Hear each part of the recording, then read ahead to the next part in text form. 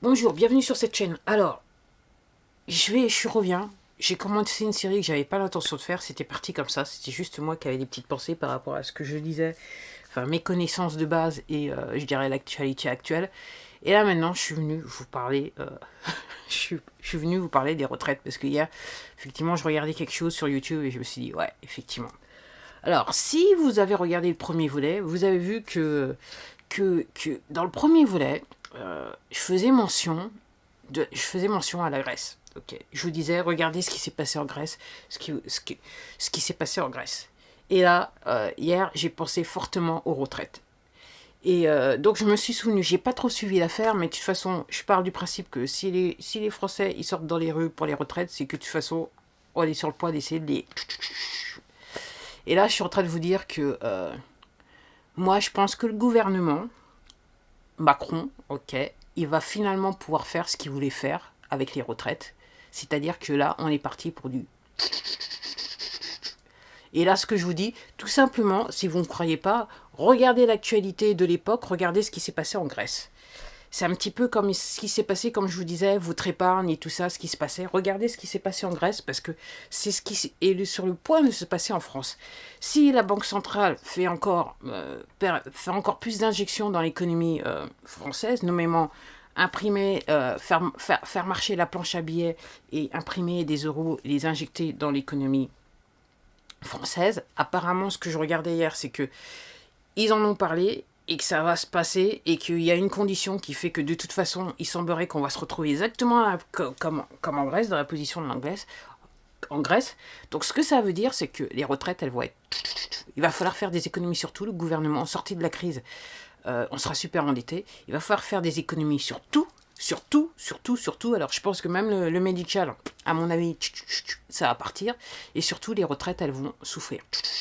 Et je vous raconte même pas. Donc, si vous avez de l'argent en banque, à moins que vous soyez super riche, je pense que là, et certains Français auront des soucis.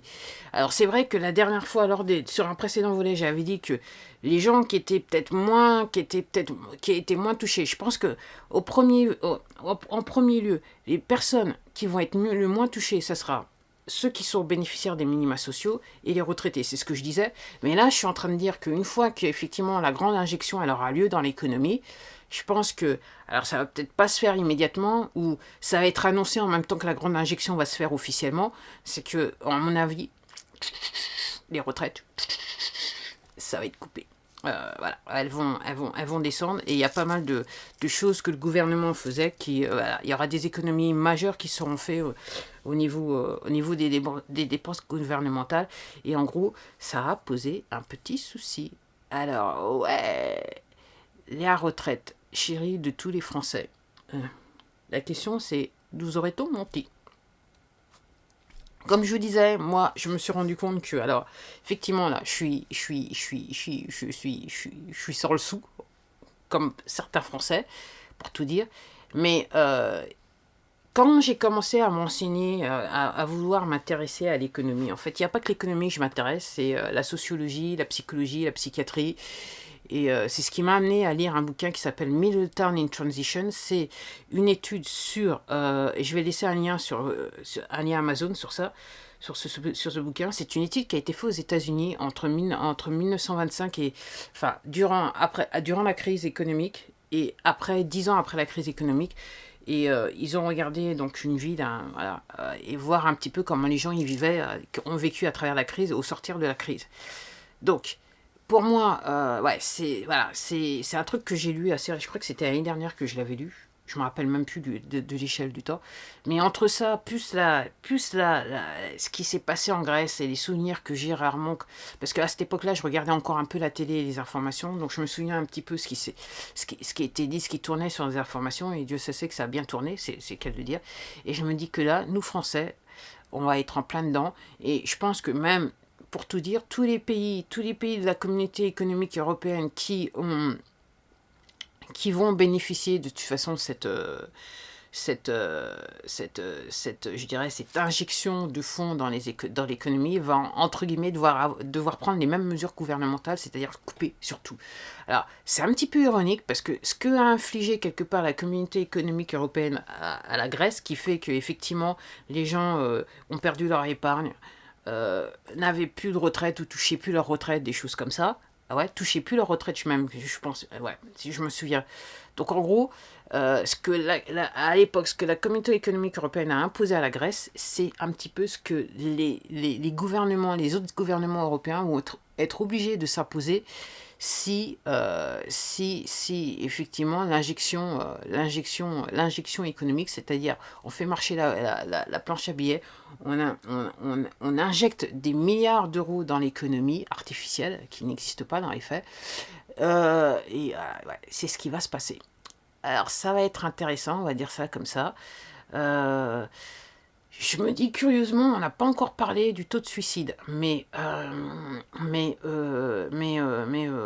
quand je rencontre, enfin, je vais sur mon marché comme tout le monde et je vois il y a des gens qui sont là, des syndicalistes ou des partis, des partisans politiques, des gens qui sont membres de partis politiques qui distribuent des feuilles pour dire, enfin, au niveau, quand il y avait le problème des retraites, ok.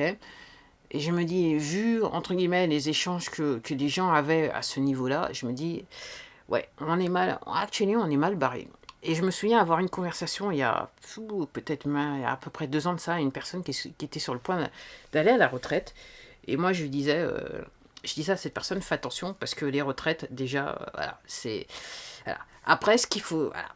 Et je lui disais, essaye de voir si tu peux pas avoir une petite activité, entre guillemets, de te faire de l'argent de poche légalement pour essayer d'améliorer ta retraite. C'est ce que je disais à cette personne. Après, ce qu'il faut pas oublier, c'est que dans les pays occidentaux, je l'avais dit dans l'une des précédentes vidéos, c'est que dans les pays occidentaux, la population est vieillissante.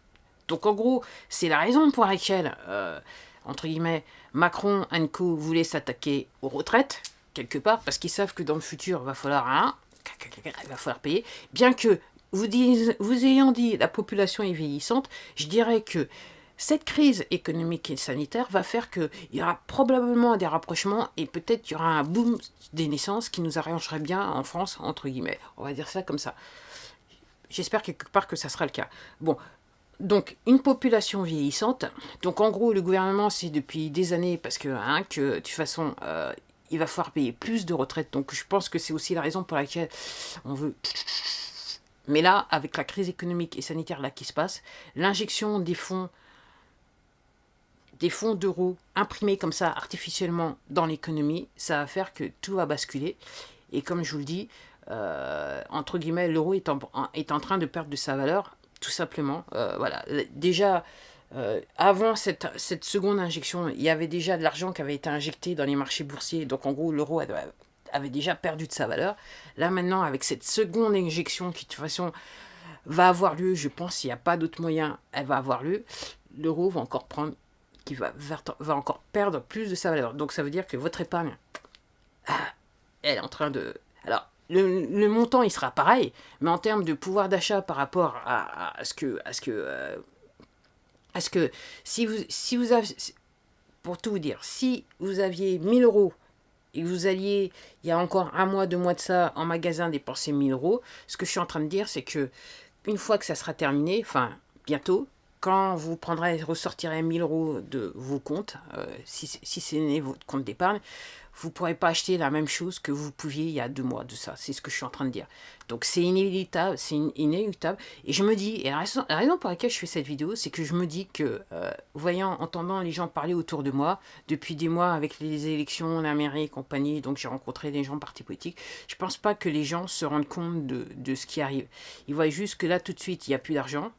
Okay, comme moi, je suis partie de ces gens, je n'ai pas d'argent. Voilà, j'ai plus d'argent. Je ne sais pas comment je vais bouffer dans les prochaines semaines. Très intéressant. Mais les gens ne se rendent pas compte que c'est une grande dépression. Là, on est parti dans un truc de fou. Et que là, on se dirige, une fois que l'injection elle sera faite, on va être exactement, pour moi, dans le même état dans le même état que la Grèce il y a quelques années de ça. Ouais. Donc, préparez-vous parce que les retraites, en gros, Macron, il va pouvoir faire ce qu'il voulait faire depuis le début. Et en gros, il faut remercier peut-être les Chinois, la crise, les Chinois, à cause de la crise économique et sanitaire qu'ils ont causée, tout simplement. Ben voilà. Et en fait, je vous disais que l'histoire des chefs d'entreprise américains qui avaient démissionné déjà en 2019, je regardais une interview d'une économiste américaine sur YouTube et qui expliquait en fait ce qui s'était passé, ce qui se passait en Chine en 2019. Et alors, si vous suivez les informations, vous savez que Donald Trump avait signé comment ça s'appelle, un accord en ratification entre le commerce entre la Chine et les États-Unis. Et il semblerait que dans cet accord, il y avait une option qui parlait de pandémie. Donc en gros, quand ils avaient signé l'accord, ils savaient déjà qu'il y avait bien une pandémie dans leur pays. Et là, on parle de 2019. Alors je ne me rappelle plus exactement, je crois que c'était soit novembre ou décembre 2019. Donc en gros, c'est le gros fiasco. C'est le gros fiasco et les retraites, elles vont être... Donc en gros, le système social qu'on a en France là, à l'heure actuelle, il est en train de... Alors, est-ce qu'on va en arriver au rationnement? Honnêtement, je crois qu'on est bien parti pour. Allez, en attendant, ben écoutez, prenez soin de vous, courage, courage, courage, courage, et surtout, restez optimiste malgré cette crise. Et ben, je vous dis à la prochaine vidéo. Et quelque part, je pense pas que j'ai reparlé de ce sujet, mais on sait jamais, parce que plus je regarde de la vidéo, plus je réfléchis à ce que j'ai lu depuis... donc ça fait 6 ans que, excusez-moi, que je suis en train de lire des bouquins comme ça, toi. Là. Et là, je fais des rapprochements. C'est... Tout se connecte. Bon, en attendant, merci, et puis à la prochaine vidéo. Au revoir.